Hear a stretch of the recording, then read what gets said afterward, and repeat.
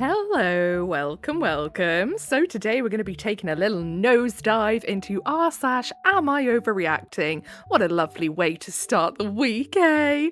So if that sounds like something you'd be interested in listening to with me today, then please do stick around and enjoy. And don't forget to like and subscribe, please. Thank you. Okay then, diving right in, our first post is from Plastic Box 9546. Am I overreacting for refusing to give my parents my bank password so they can monitor my salary? Oh no, it's one of these kinds of stories. I had to skim through this one just to be sure that it didn't have any of the buzzwords, by the way, for like these credit card companies that keep using like places like Am I Overreacting? They use entitled parents a lot as well to like slyly advertise their low credit, like poor credit cards, and all this sort of. Yeah, no, we aren't doing that. We don't play that game, okay? I can't remember what it was called. Like now, it was so much stupid, like Fuzz or something. Anyway. I am a 2024 graduate from a Southeast Asian country, and I recently landed a high-paying remote role as a virtual assistant for a US-based company. Because I live in a country with a lower cost of living, my salary is technically wealthy by local standards. Last night, my parents sat me down and demanded my banking login and password. Their reason? They want to protect me from overspending and believe that they should be the ones to set aside my savings for me. Absolutely not. If you are a full-ass adult, that is not necessary. They also mention that since I live in their house, I should not have secrets regarding my finances. I would say keeping your finances private as an adult is not really having secrets. It's just, having boundaries and being able to have privacy. If my parents turned around to me and said, I want to be able to like go in your bank account and just root around in there, I'd be like, absolutely not. No, not that I do anything other than, food shop and bills. But still, it would be the intrusion of it all, Anyway, I told them no. I offered to pay a fixed, generous amount for rent, utilities, and groceries, but they called it insulting. They said I am treating them like landlords instead of parents. Now my extended family is calling me arrogant for saying I have lost my roots because I want financial privacy. In my mind, I am an adult with a professional career. In their mind, I am an extension of the family communal fund. Am I overreacting for standing my ground? Is it an American mindset to think my money is mine? Or is this a universal boundary I should never cross?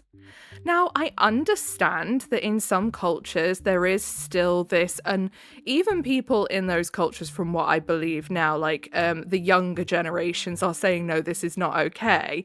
But the older generations have it sort of built into their culture that, they want to be able to tell their kids how to spend their money and they want to be able to, just have free access to their money. But obviously, every culture has their things that is just not okay. And I don't think, it doesn't matter where you're from, your parents thinking that they can just have free access to your money whenever they want to and your private finances, it's not okay. As soon as you're an adult, absolutely the OP is it well within their rights to say no. And obviously there must be some legal standing where the OP can say no.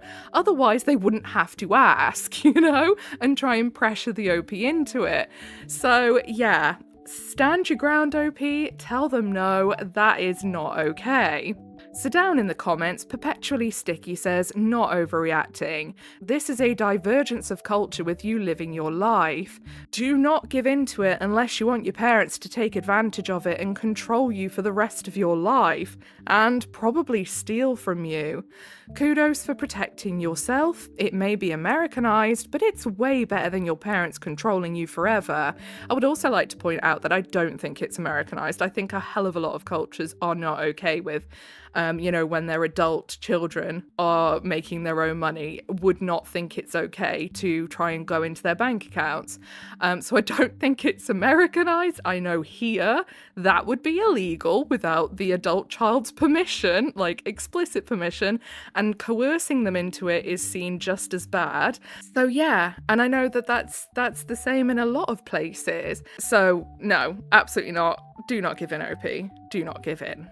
Okay then, next post, Royal Mouse 1 says, am I overreacting for dropping him after he told me I need to make more friends? I've been in this relationship with this guy, and one of his biggest critiques of me has been my small social circle. A lot of my friends have moved. I do have some activities and I have a great job, but usually I don't have weekend plans. I have amazing friends and people I talk to daily, but I don't have plans every single week, especially since my friends moved. I had a lot of friends in college when I was going out every weekend, but I don't want to do that. Back when I had a nice boyfriend, we planned stuff every weekend and it never felt unhealthy. I also have brunch with my family every Sunday, but I guess that's not cool. Listen here, my love, I rarely have plans. Me and my friends communicate with each other most of the time over the phone because we're all very busy. Everyone has like either kids or they have like really hectic jobs, or they've got this or they've got that. When you're an adult, you have stuff going on and it gets in the way. And like the OP said, people move away, some people will go ahead and get jobs abroad. So as much as you still have contact with your friends, you love your friends, you just tend to not see them as much when you're an adult. And as well, you get to a point in your adult life, I mean most do, some still enjoy going out in the nightlife, but a lot of us, when we get to a certain age, just can't be bothered with like nightclubs and stuff like that anymore. I know I couldn't think of anything worse for me personally, because all that noise and closed space and trying to shout over each other just to have a conversation would drive me nuts. So I think it's quite normal to have a smaller social circle the older you get, to obviously not go out as much, because also finances, because let's be honest, the world economy is just in the pits. So it's just one of those things. Anyway, let's have a look at the messages then, shall we? So the OP is in blue and the boyfriend is in grey. Have you decided whether you want to be alone this weekend? You don't have any plans this weekend? Can I tell you something? Like, not on the phone? Okay. I had an ex-girlfriend over a year ago. What a weird way to start a conversation, okay? You're back together? One time she left her phone unlocked and her text messages open. No, you learn more by listening than interrupting, OP. Oh, what a condescending twat. And anyone getting a message that says, I had an ex-girlfriend over a year ago would be like, what the hell? Where the hell is this conversation going? So, she left her text messages open. And so she left her text messages open. Okay, you just said that, mate. Get to the point. And I was the only person that she had talked to that entire day. Okay, I'll make other plans. Haha. What I'm saying is, that sort of behaviour is extremely unhealthy. Making a guy the centre of your world, even if you didn't go out of your way to self-sabotage, which you do, you need to have other things to do. Mate, I'd say not having plans, when everyone's skin is pretty normal these days. But I would actually agree that not centering a guy around your whole life, or centering your life around a guy, is definitely not a good idea. But I don't think that's what the OP is doing if they're only seeing each other on a weekend. Okay, I did not want this to turn into a life lesson. I just wanted to hang out. Yeah, well, it is a life lesson. Maybe this is a bad idea. Maybe it is. Okay, well, goodbye, I guess. Uh-huh. And then, how many days later is this? How many days later? I don't know how many days after it is, but it might be a day or two afterwards. He then sends, So it's almost like he wants the OP to reply, but is acting like they don't want to be. Maybe this guy is keeping OP as like a backup plan. Anyway, down in the comments, Ali288 says, I'd love to know how much time passed between and exactly. Seems like he wanted to make you feel bad enough about yourself to never request to hang out with him, but still be there for when he wants to hang out. Yep, nailed it. I imagine he's in a bit of shock and denial that you actually walked away, and I love that for you. Not overreacting at all. Stay silent. Never speak to him again. He will keep trying to reach out. Teach him a lesson. Teach him a lesson. Exactly. That was so condescending though, like when he was like, this is a life lesson. Oh, sit and swivel, pal. That is just really odd to be like acting so condescending to someone you're supposed to be in a relationship with because they wanted to hang out. Like, I don't get that. I 100% agree with him that no one should make their partner like the center of their universe and the only thing that they revolve around, because, you know, you need a life outside of your partner, absolutely. But I really don't think that's what the OP was doing here, because it sounds like they only hang out on the weekends. OP didn't mention once about them seeing each other in the week. So it seems, I mean, that's me just sort of taking away and reading between the lines, of course. But yeah, that's just odd. Very odd. Anyway. Next post posted by NoMeeting3260.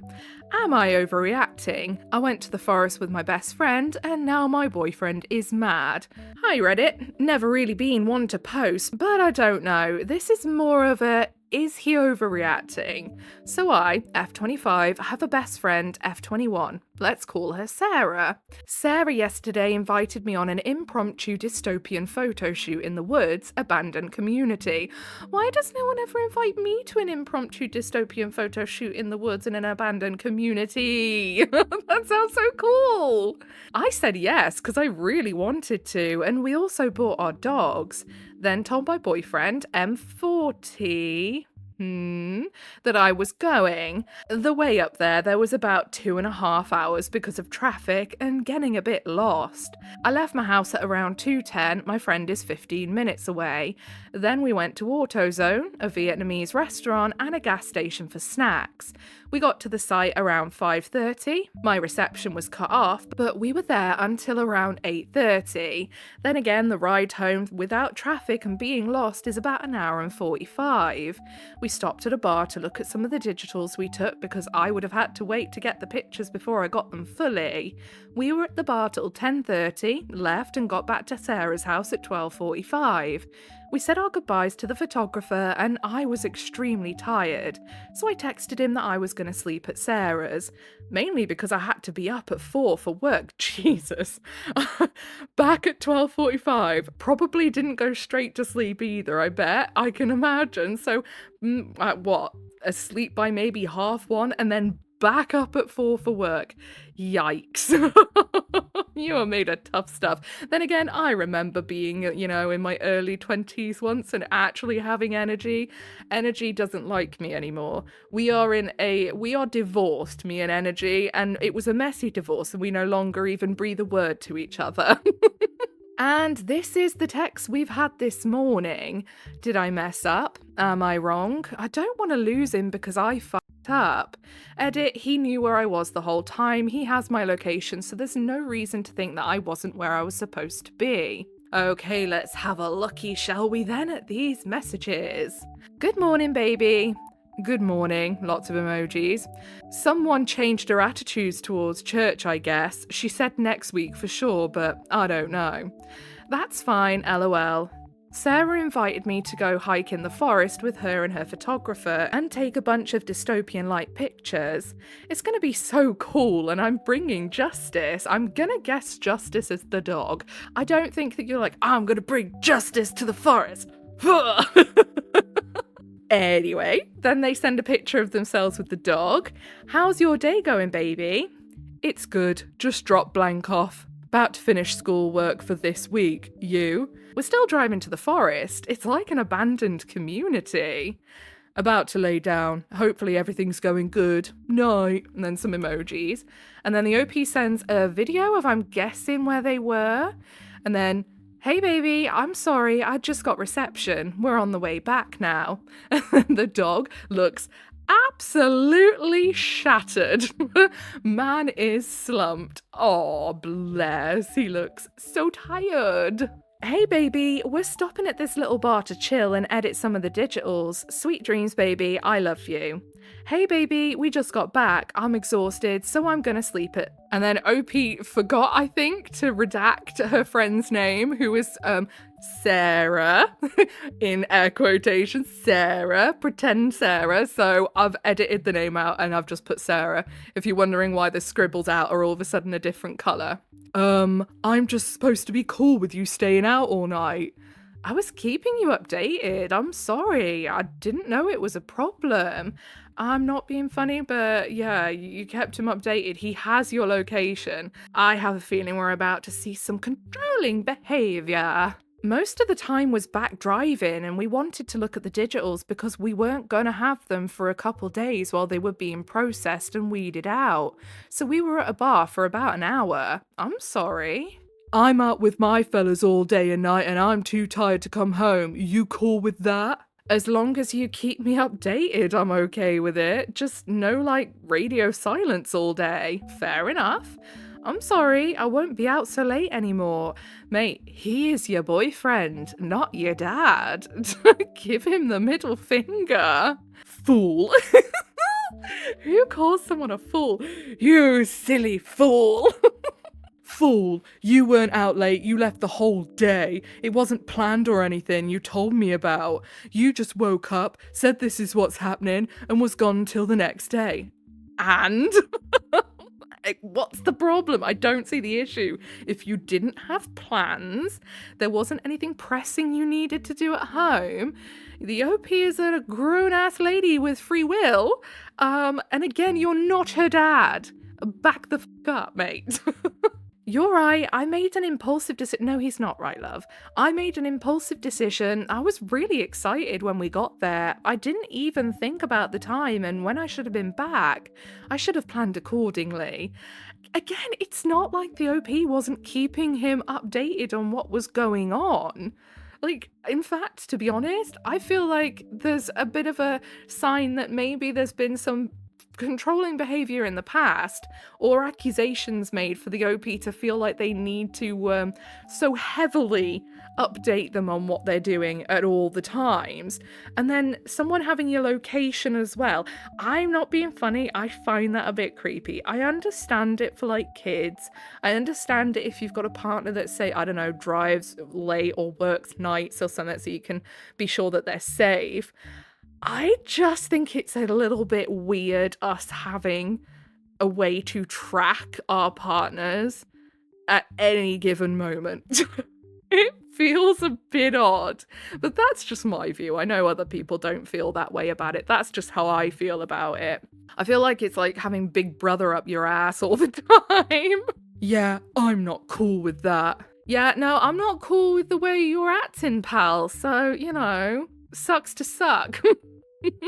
So let's have a look at what the comments say, shall we? Because I think you all can already guess what my thoughts on this are. So Ambitious Shake 6594 says, girl, why do you keep apologizing to him?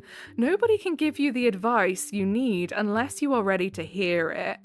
And then Emotional Baggage 81 says, I agree with this. Everyone here is saying dump him, but she won't if she chooses not to see what we all see. Yeah, this is it. This is like, I know a lot of people would just be like, oh, well, he was worried, or he was this, or he was that.